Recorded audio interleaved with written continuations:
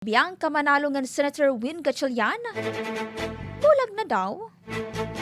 Brigada Gem Cuesta report. Brigada Gem, ibrigada mo.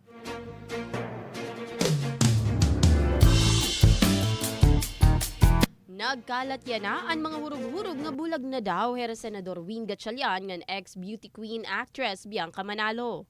Nagtikangan mga espekulasyon, mahuman nga mapansin ng mga netizens nga diri magkaupod pag-celebrate ang holidays ang duha. Wari gihapon daw mag-celebrate ni Senator Ngan Bianca ang anniversary dida November. An mas nagpakasugpahin nga mga chismis kay an post ni Bianca, haniya childhood photo nga may caption, "Don't worry little Bianca, you're going to be okay." Damo naman ang waray na masyak kini nga chismis tungod nga expected na daw ini nga matatabo, mahuman nga madabi ang aktres in kontrobersya upod ang aktor nga Rob Gomez.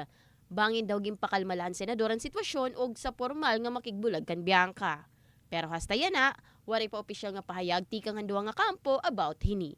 In the heart of changing lives ini, Brigada Gem Cuesta 93.5 Brigada News FM Tacloban, the Music and News Authority.